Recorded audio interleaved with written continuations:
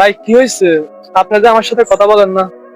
তোর সাথে কি কথা বলবো স্যার? শোনেন ভাই শোনেন, কি হয়েছে ভাই, কথা বলেন না কেন? আচ্ছা শোন, আমার কথা শোন। আমি কথা বলি না কারণ তুই হইলি আমার ছোট ভাই, তুই হইলি আমার আদর ছোট ভাই। আমি তোরে বিশ্বাস করে ঘরে রাখছি, তুই সুন্দর মতো পড়ালেখা করবি, খাওয়া দাওয়া করবি ঠিক মতো। কিন্তু বাইরে যে সমালোচনা চলতেছে, বাইরে যে আলোচনা চলতেছে, আমি বাইরে মুখ দেখাতে পারতেছি না। ভাই আমি কি এমন করছি? আমি কি এমন করছি যে আপনারা আমার সাথে কথা বলেন না? ওই ছোটবেলা থেকে আপনারা আমাকে কোলে ফেটে করে মানুষ করছেন, আপনারা আমাকে পড়ালেখা করেছেন। আমি এমন কিছু করি না যে আপনাদের মান সম্মান যাক। তাহলে আমি কি করছি ভাই, আপনাদের আমার সাথে কথা বলেন না? ঠিক আছে ভাই, আমি তোর কথা বুঝতে পারছি, কিন্তু কি করবি বল?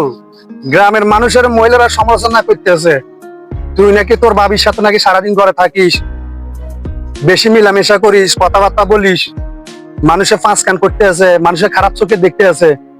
এই জন্য আমি তোর সাথে কথা বলতে চাই নাই। আসলে ঘটনাটা কি আমাকে একটু খুলি বল। ভাই আপনি বাইরের মানুষের কান কথা শুনে আমাকে সন্দেহ করতেছেন। নিজের চোখে যেটা দেখবেন এটাই সত্য মনে করবেন। বাইরের মানুষ চায় না আমরা একসাথে থাকি, কারণ দেখেন বিয়ের কয়েকদিন পরে অনেকে আলাদা হয়ে যায়। কোন কারণে জানেন? বাইরের কান কথার কারণে। ভাই ভাবিরে সবসময় মায়ের চোখে দেখি, আমি কখনো খারাপ নজর দেখি না। বাইরের কান কথা কখনো কানে নেবেন, নিজের চোখে যেটা দেখবেন, নিজের কানে যেটা শুনবেন এটাই সত্য। ঠিক আছে ভাই যাই। ওই যাস, আমি চলে যাই। দুপুরে খাওয়া দাওয়া করছস? না করি নাই। চল দোনো ভাই একসাথে খামু, চল। আয়, আর কারো কথা কান কথা নিমু না।